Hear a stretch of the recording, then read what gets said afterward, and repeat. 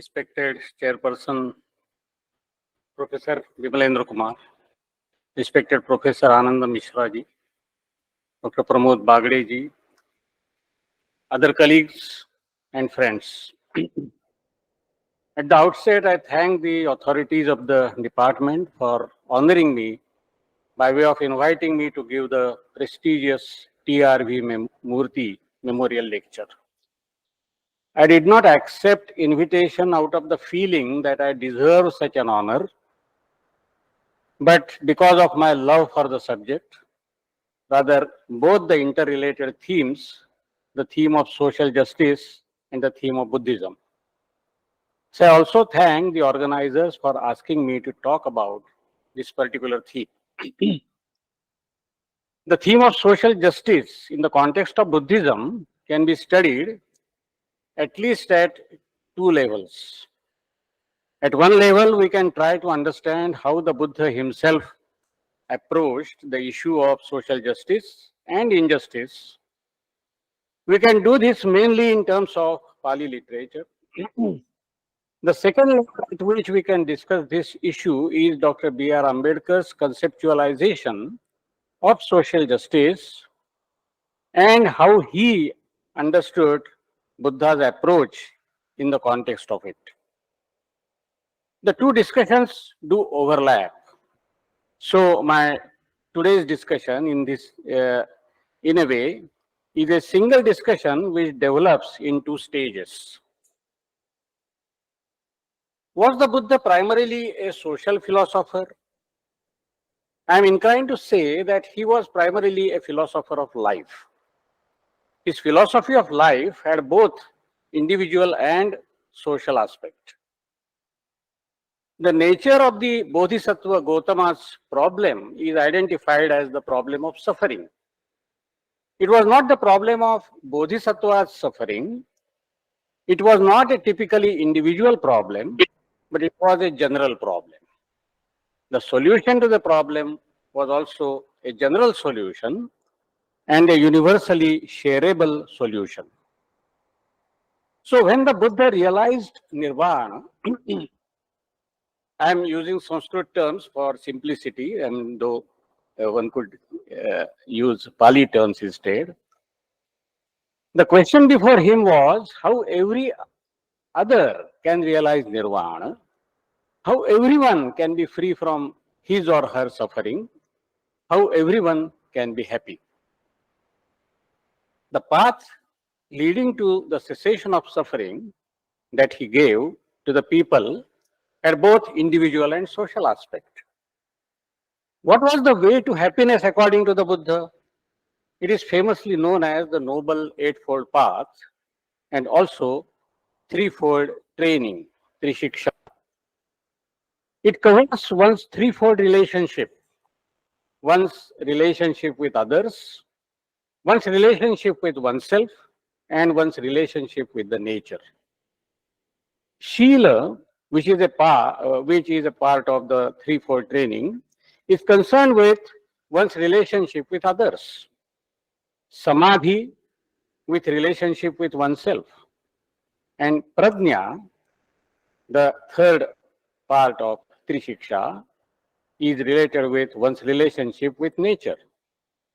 Similarly, from the Noble Eightfold Path, the angas, that is the limbs of the path, namely right resolve, samyak sankalpa, right speech, samyak vacha, right conduct, samyak karmant, and right livelihood, samyak ajiva, are concerned with one's relationship with others. Right efforts, samyak vyayama, and right concentration or right meditation, samyak samadhi, are concerned with one's relationship with oneself. And right mindfulness, samyak smriti, and right view, samyak drishti, are concerned with one's relationship with nature. The three relationships are not isolated, but very much related to each other. Right mindfulness and right view amount to seeing the impermanent and non-substantial reality as it is. This helps purification of mind, freeing the mind from attachment, anger, and hatred. Concentration without attachment is the core of right meditation. And speech and conduct with pure mind are the right speech and right conduct. Development of morality has negative as well as positive aspects in Buddhism. It promotes not only non-enmity or non-hatred, but loving kindness, that is Maitri for others.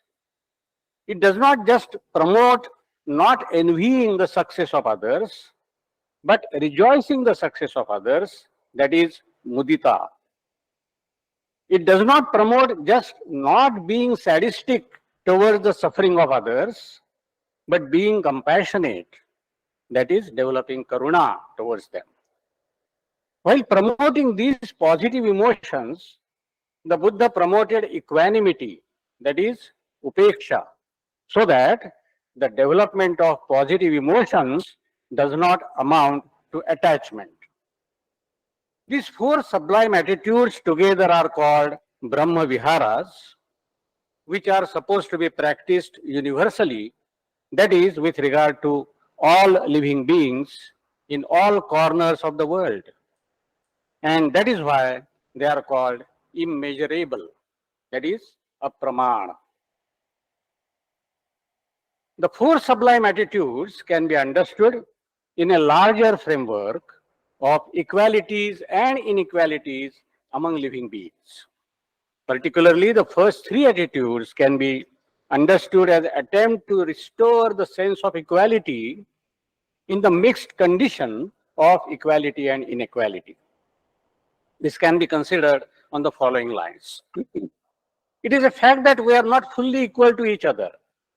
We may be equal to some and unequal to others in some respects, such as material wealth, power, intellectual success, moral strength, and spiritual achievement. I may be unequal with other persons in some respects. I may be better than some other persons in some respect, and other persons may be better than me in certain other respects. In a way, we have to accept these objective conditions of wellness, betterness, or otherwise as facts of life. The question is how we should look at these conditions so that the sense of equal dignity or respect as human being is restored. The Buddhist answer to this question is development of the three sublime attitudes, namely Maitri, Karuna, and Mudita. The three sublime attitudes can be regarded as healthy responses to the conditions of equality and inequality. By healthy response, I mean a morally sound response, the response which involves goodwill, desire for the well-being of all. As against this, one can think of unhealthy response which involves ill will, hatred, jealousy, and so on.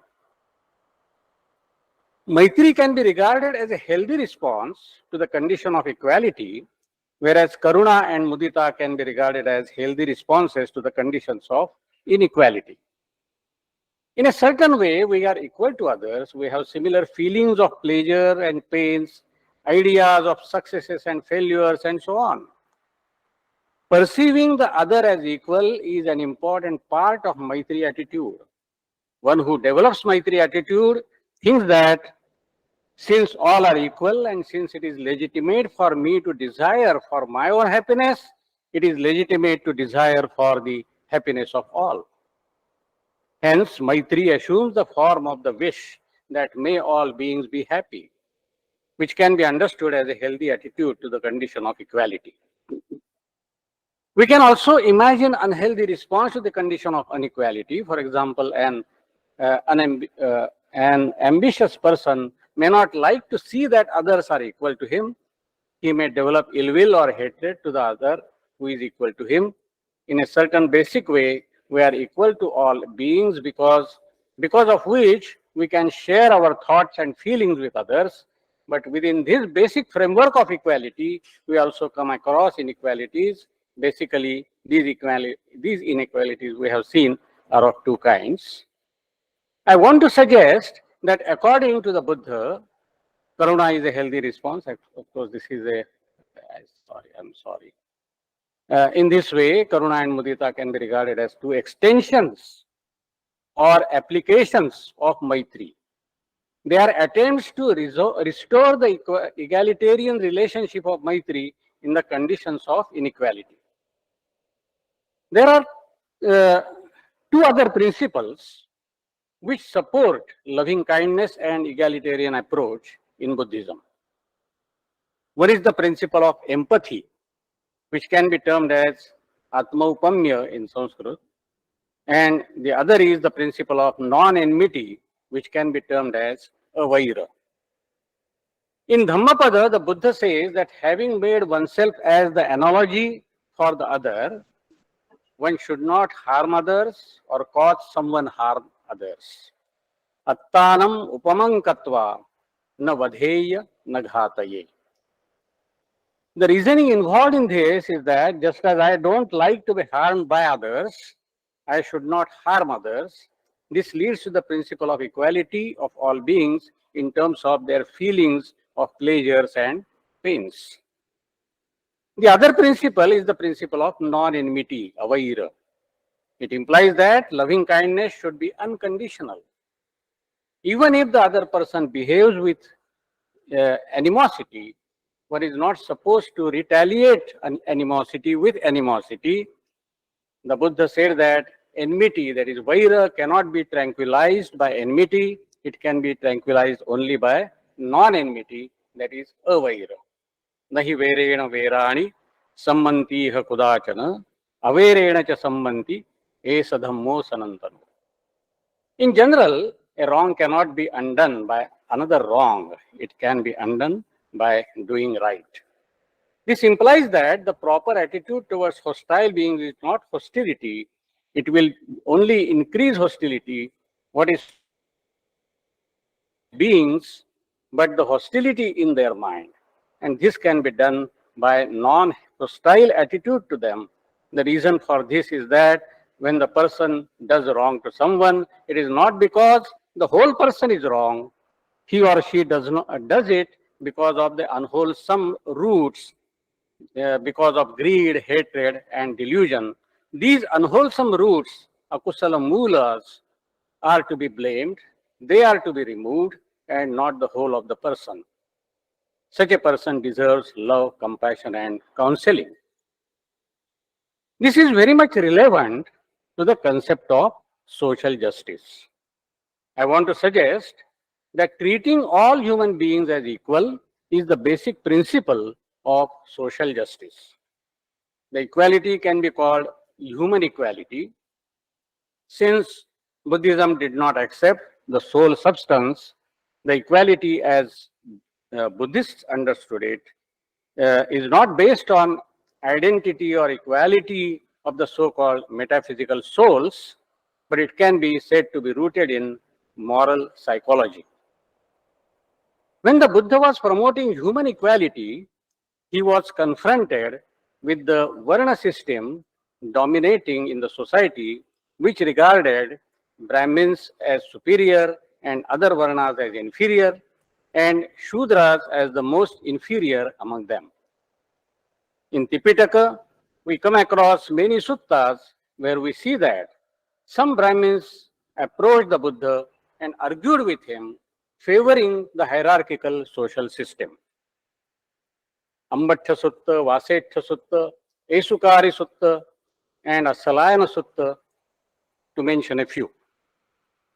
For example, in Asalayana Sutta of Majjhima Nikaya, Asalayana presents the view of the Brahmins that they form the highest caste, purest caste, and they are born from Brahma's mouth.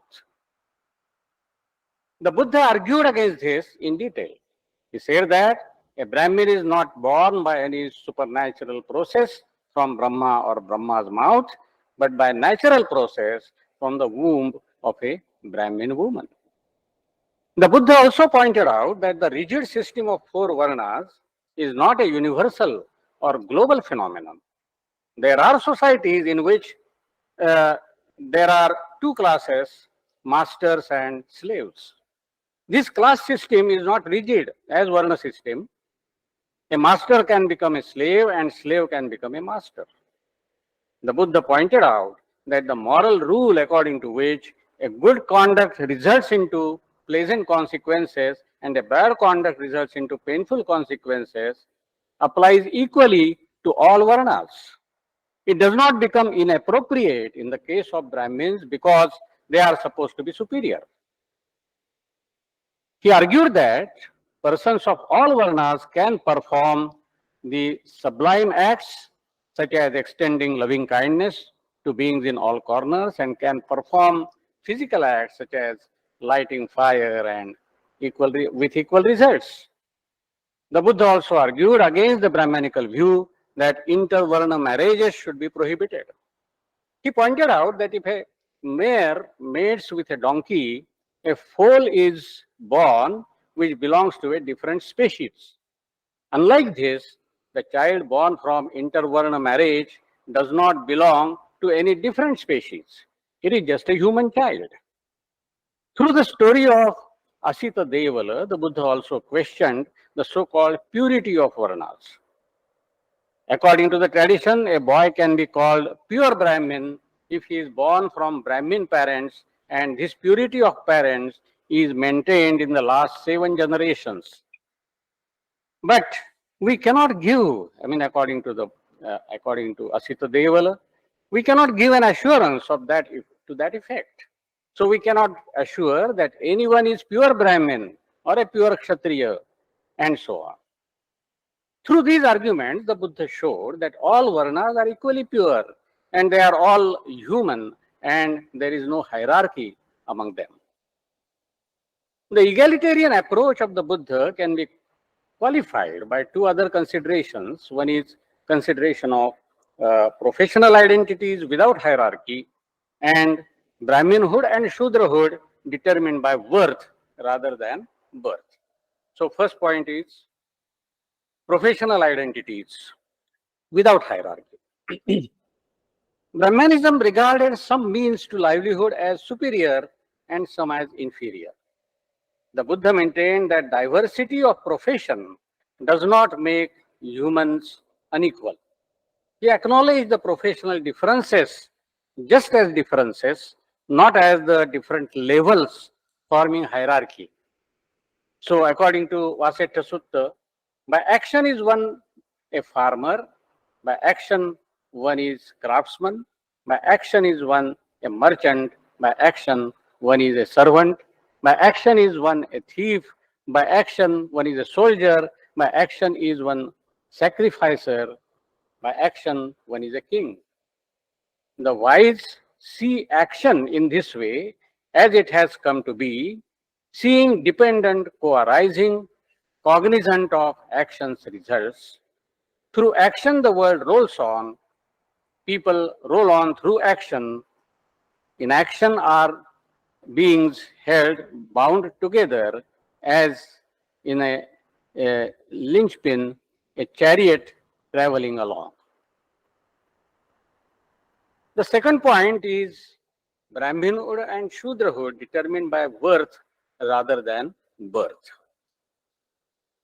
The Buddha correlated the word Brahmana also with action, but this time the action amounts to moral spiritual worth of a person.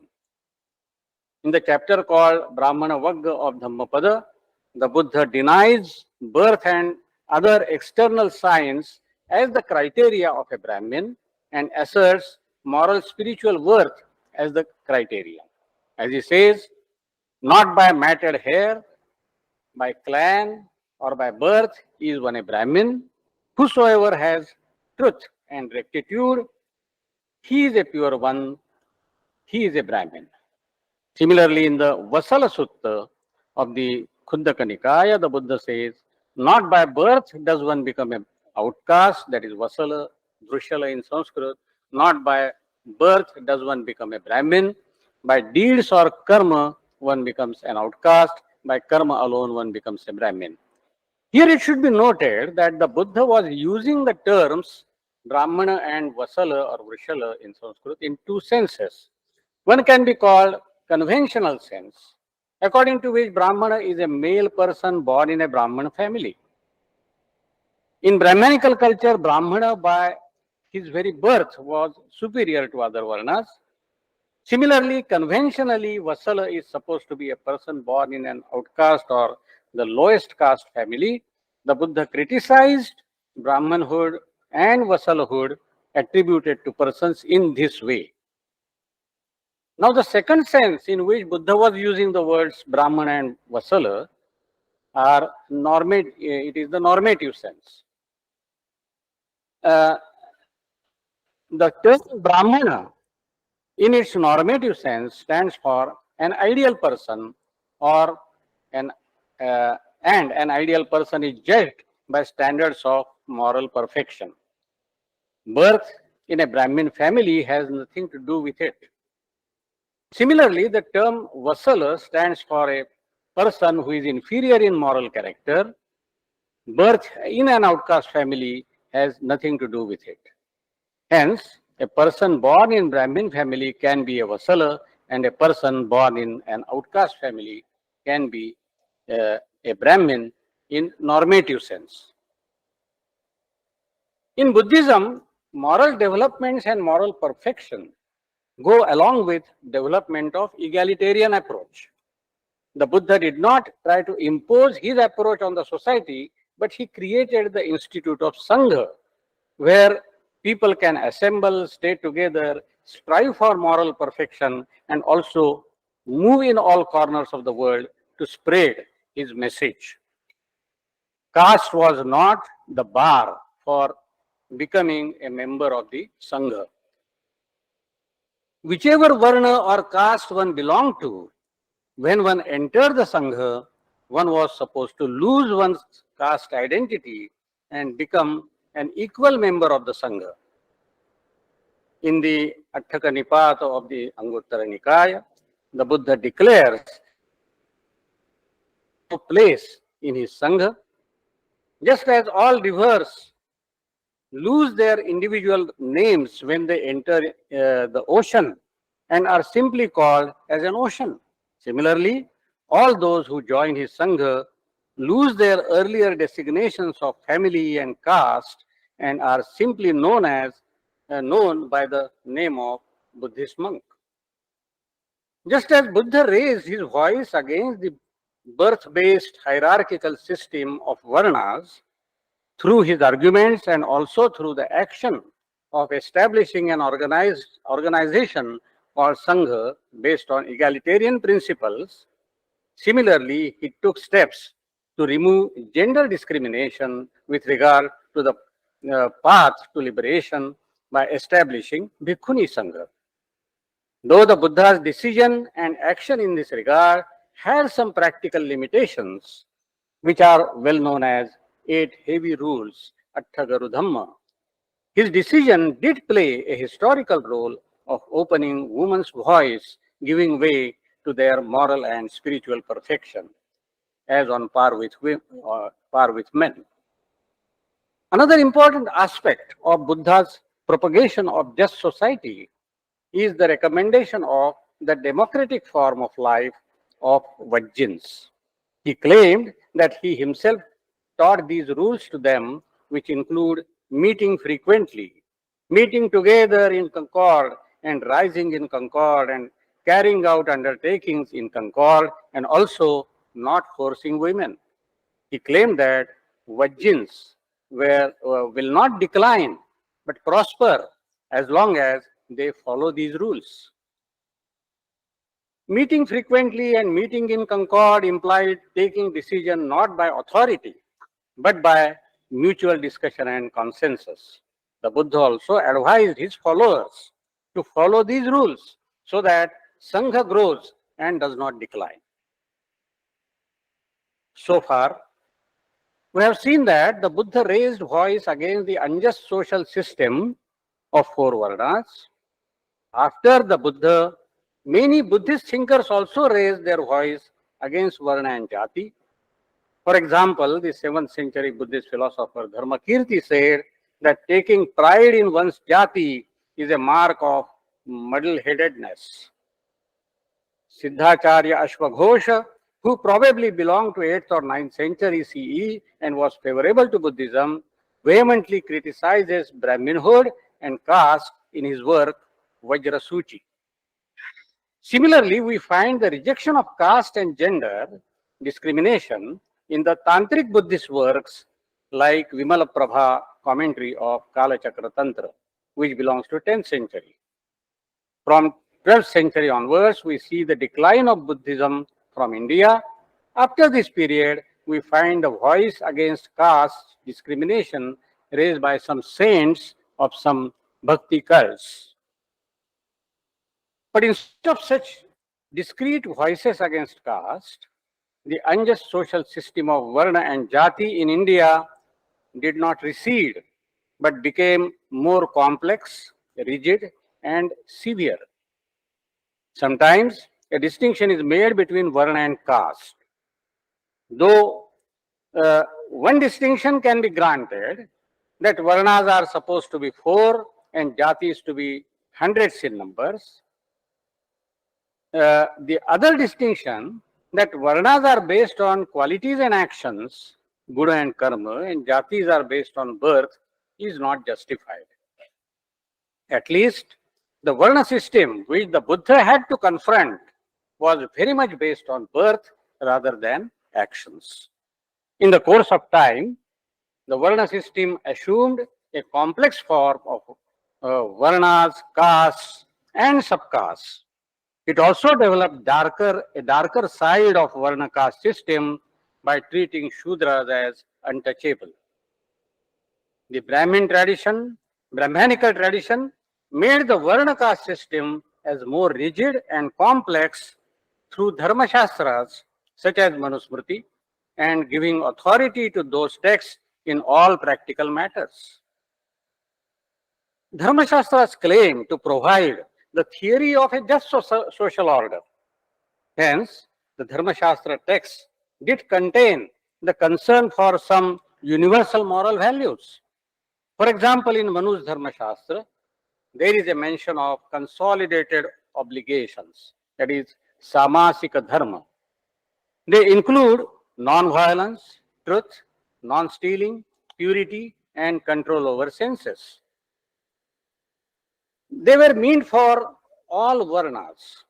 Hence, we have in Manusmriti and many other Dharma Shastra texts the dichotomy of specific obligations, that is, Vishesha Dharmas, that is, obligations specific to Varna, caste, gender, family, etc., and common obligations applicable to all, that is, Sadharana Dharma or Samanya Dharma, applicable to all independently of these factors.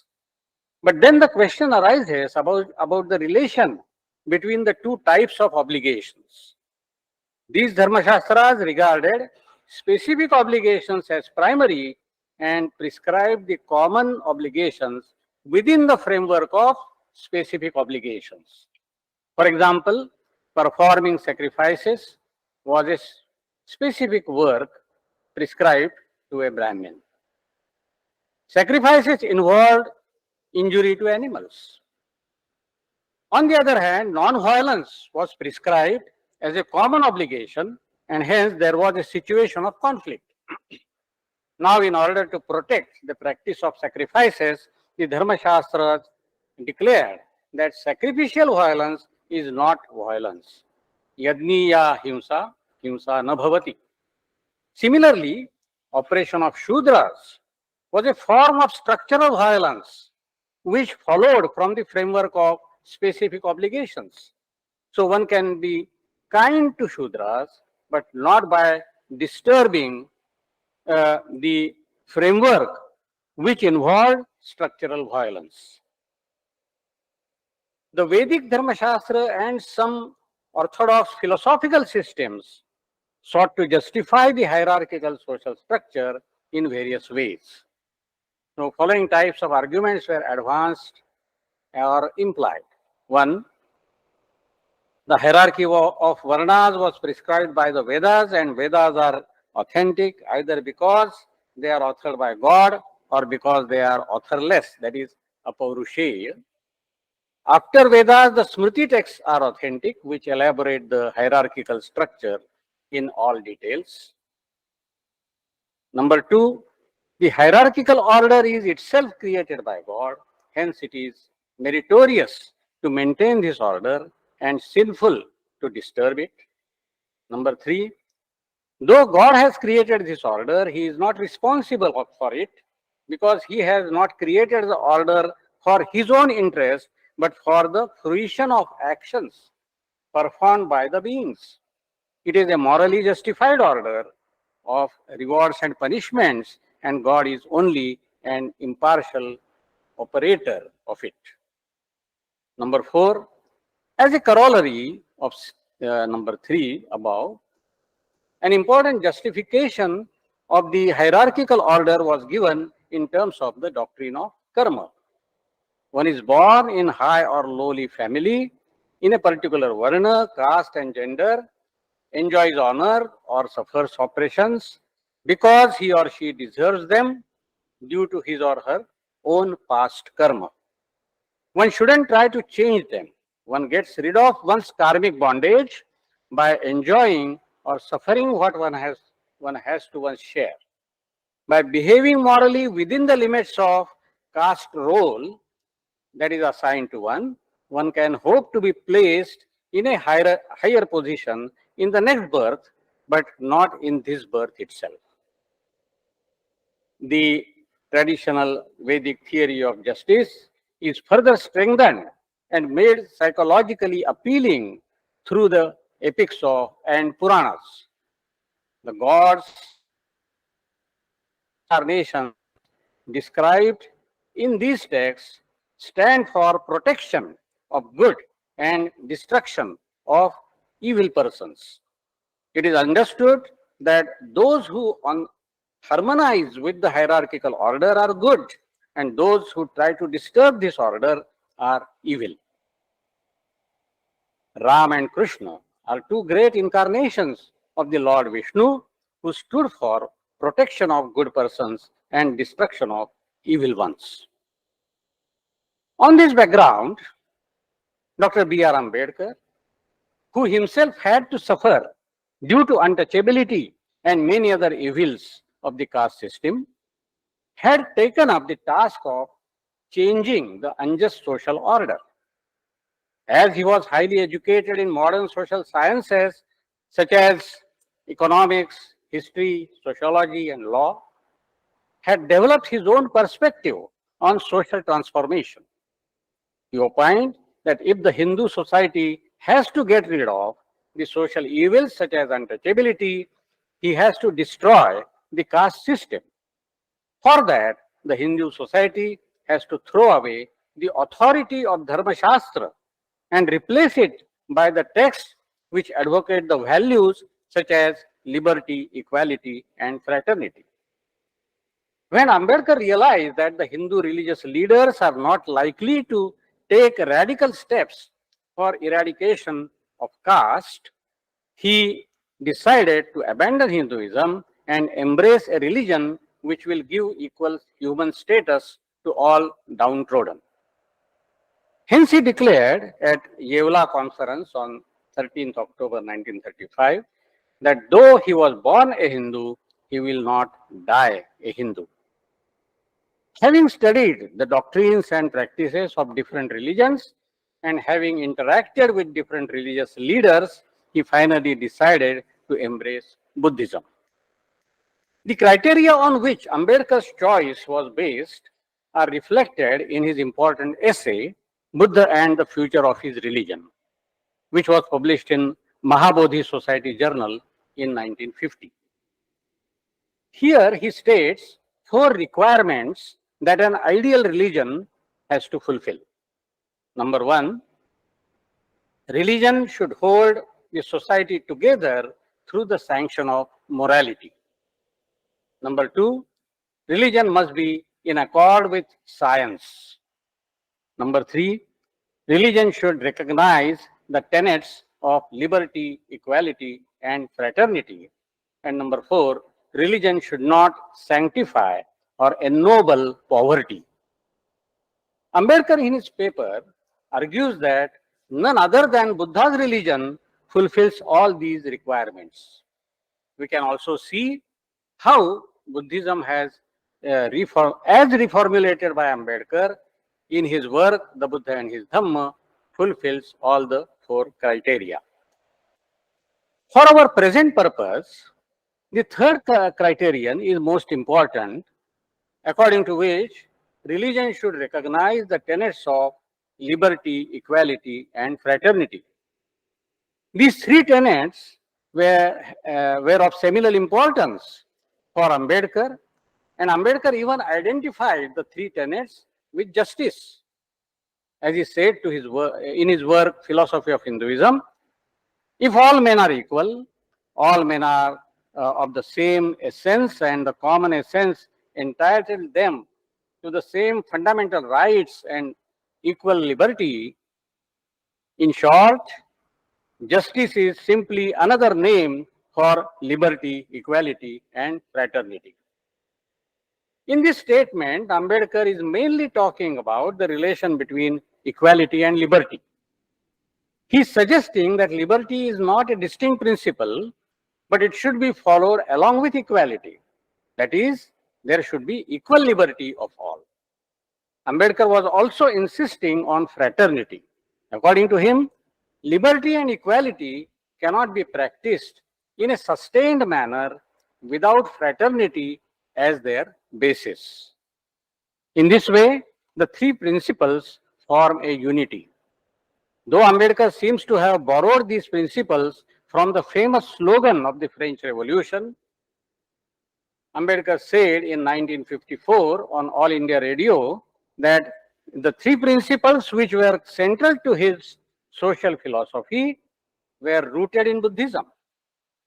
I personally feel that this statement of Dr. Ambedkar should not be interpreted literally, but in the context of Ambedkar's intellectual development, Ambedkar, at the stage when he had decided to embrace Buddhism, rediscovered the principles in Buddhism, which he originally had drawn from the slogan of the French Revolution.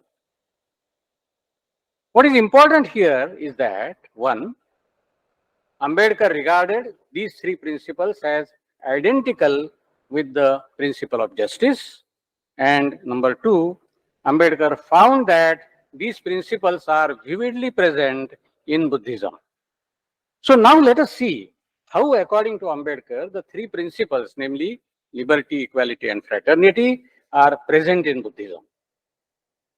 In the Buddha and His Dhamma, Ambedkar gives a social perspective for understanding Buddhism. After narrating the traditional approaches to Buddhism, Ambedkar asks new questions about Buddhism in the light of which the social perspective can be developed. He asks, did the Buddha teach liberty? Did the Buddha teach equality? Did the Buddha teach fraternity?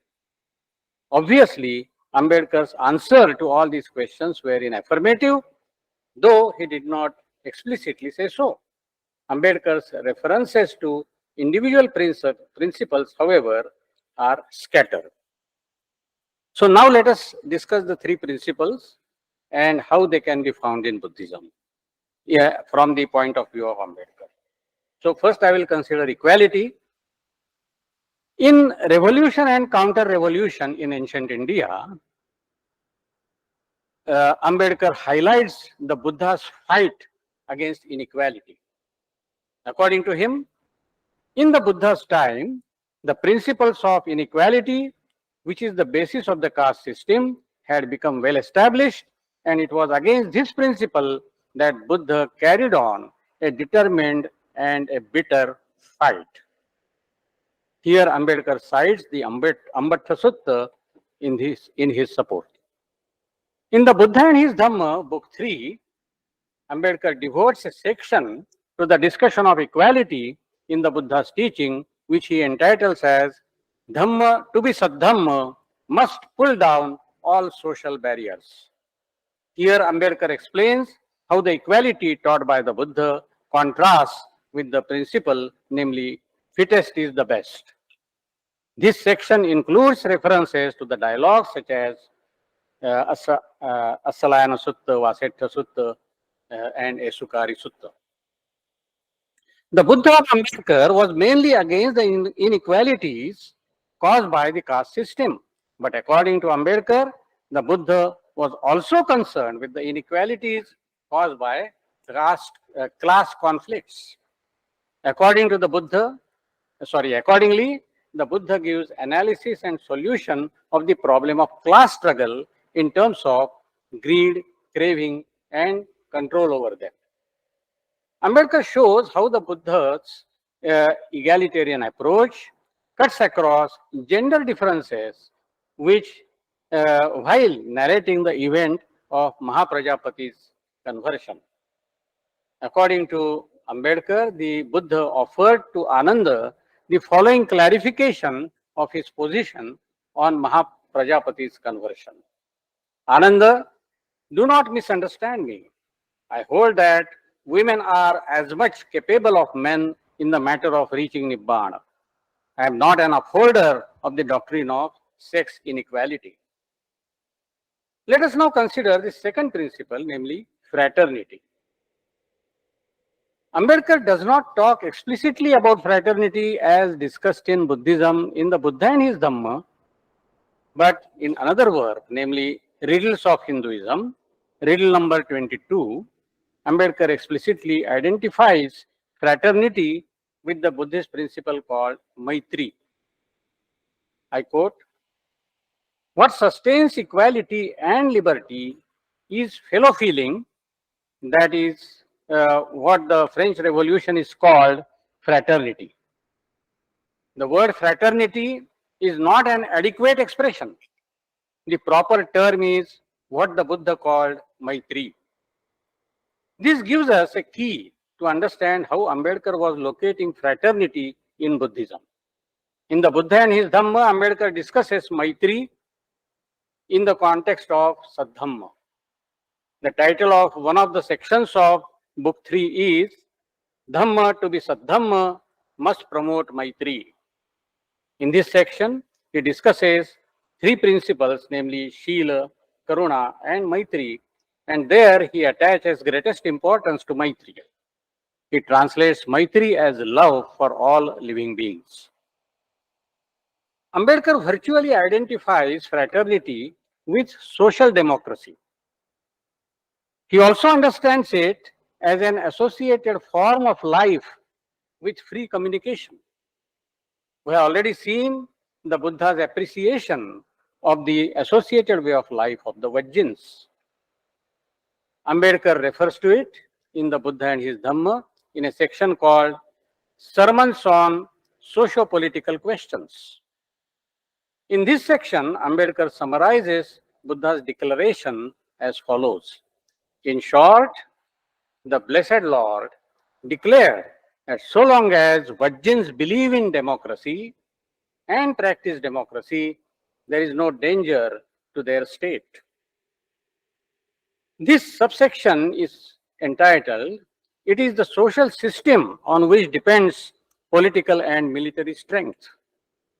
It can be interpreted in the present context as, it is the social democracy on which depends the strength of political democracy, where social democracy is understood as fraternity. Let us now consider the third principle, namely liberty. Liberty is generally interpreted in terms of some inalienable rights: right to limb and life, right to movement, right to choose a profession, right to property, and so on. But the concept of right is a modern concept. The language of rights is not found in ancient cultures. However, even if we do not use the language of rights, we can use the language of freedom or swatantriya. So we can ask the question whether the Buddha supported freedom of thinking, freedom of speech, freedom to choose one's profession, freedom to acquire property, and so on. In the Buddha and his Dhamma, Ambedkar tries to show that the Buddha did support freedom of various kinds. Though the Buddha was committed to morality, universal and sacred morality, and moral disciplining of oneself, the morality he prescribed was not based on scriptural authority or divine commandment. It was based on free and rational thinking. Here in the Buddha's thought, human freedom and morality went together. In his interpretation of Buddhism, Ambedkar highlighted freedom of thought. He depicted the Buddha as anti-authoritarian. In other religions, the supreme unquestionable authorities such as God and sacred scriptures were accepted. Ambedkar explains in the Buddha and his Dhamma how Jesus Christ, the Prophet Muhammad, and the Lord Krishna claimed to be the Son of God, the Messenger of God, and the God incarnate, respectively. Thus, the authority of religious dogma was thrust upon people through appeal to supernatural status of the founders of these religions. An appeal was made to their supernatural power by working miracles. These are the authoritarian forces which curtail freedom of thought. The Buddha of Ambedkar did not appeal to any such authority. He appealed to rationality. Ambedkar insists that the Buddha claimed no place for himself in his own Dhamma. Though there is no explicit discussion of freedom of speech or freedom of action in the Buddha and his Dhamma, the way Ambedkar depicts the personality and life of the Buddha shows how Bodhisattva Gautama emphasized these democratic forms of freedom. When there was a conflict between Shakyas and Koliyas over the distribution of the water of the river Rohini, and there was pressure on Bodhisattva Gautama to participate in war, Bodhisattva opposed this pressure by exercising the freedom of speech and action. Even after attaining enlightenment, the Buddha did not thrust his views on others by working miracles or claiming the supernatural authority, but by entering into dialogue and discussion and by encouraging discussion. Freedom of thought and speech become meaningful and fruitful if the society is educated. Liberty principle in this way requires the spread of knowledge. In philosophy of Hinduism, Ambedkar emphasizes knowledge made available to all as a necessary social condition of execution of liberty principle. This is reflected in his interpretation of Buddhism also. While explaining Prajna in a novel way, Ambedkar shows how the promotion of Prajna implied that learning should be made open to all. Similarly, in Buddha or Karl Marx, Ambedkar refers to everyone's right to learn as a part of the creed of the Buddha. Spread of knowledge among all the strata of the people is necessary for proper execution of the liberty principle, and this, according to Ambedkar, was implied by the Buddhist principle of Prajna. The next form of freedom refers to the right to choose one's profession. Though there is no explicit statement regarding this right in the Buddha and his Dhamma, the principle of right livelihood, samyak ajiva, is relevant to this right. It implies that one may choose one's profession by applying moral criteria. This can be contrasted with the Brahmanical approach to the choice of profession, which imposed caste criteria, gave more freedom to higher caste and no freedom to the lower caste. In this way, imposed an immoral and unjust hierarchy. We have seen that according to Brahmanical approach, one is born in a particular varna or a caste because of one's past karma. Hence, past karma becomes a determining factor for the caste identity and also assignment of a profession. Karma doctrine with such an implication was inconsistent with Buddhism according to Ambedkar. At the same time, it is well known that Buddhism accepts karma doctrine. According to the traditional karma doctrine, one experiences pleasant or unpleasant condition in this life due to one's own past karma. Similarly, one's karma in the present life gets matured in the form of pleasant or unpleasant condition in this life uh, or the next life. The traditional doctrine of karma holds that there is a pre-established moral order in the universe. As Ambedkar points out, it is generally regarded as created by God and maintained by divine dispensation. This idea is deterministic and leaves no room for human efforts. For Ambedkar, the Buddhist doctrine of karma too is concerned with moral order in the universe, but in a different way. Moral order is not a cosmic given or a divine creation. It is something brought about and sustained or disturbed by human beings through their actions. This also implies that human action produces an effect not only on the agent but also on others. Rather, it has an impact on the moral order in the universe. Similarly, according to the Buddhist doctrine of karma, as Ambedkar understands it, one's own action is not the sole determiner of the condition, that is, rich or poor, high or lowly, to which the human being is subjected. Hence, human condition may not be the effect of the person's own actions. It could be the result of others' actions. For instance, it could be the result of the social, political, and economic conditions imposed by the society. In such a situation, it may be legitimate to try to change the social, political, and economic conditions for improving one's own condition.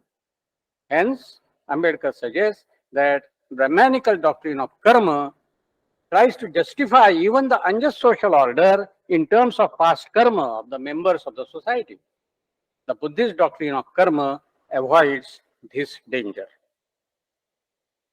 Last in the list would be the right to property. Ambedkar had a complex approach, which could be called an ambivalent approach as well to this, and it is also reflected in his writings on Buddhism. As an advocate of liberty, he advocates the right to property. But due to the influence of Marxism, he has also before him the ideal of abolition of private property. And he sees both these approaches anticipated in Buddhism. In his interpretation of Buddhism, Ambedkar emphasizes that Buddha did not glorify property. Hence, there is nothing wrong in becoming rich. Did not glorify poverty.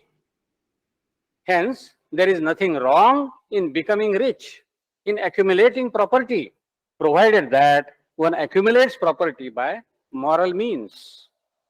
This was indirectly Buddha's acknowledgement of the right to property. On the other hand, the Buddha exhibited an ideal form of social life through the establishment of the Sangha, in which the members possess the bare minimum private belongings. Ambedkar was clearly aware of this duality of approaches in Buddhism, and he seemed to appreciate both. One of the pertinent questions Ambedkar poses in the Buddha and his Dhamma is, could the Buddha answer Karl Marx? Ambedkar gives an affirmative answer to the question in his essay, Buddha or Karl Marx. There he claims that a part of the creed of the Buddha was the view that private ownership of property brings power to one class and sorrow to another class, and that it is necessary for the good society that this sorrow be removed by removing its cause. You also find this conviction in Marx.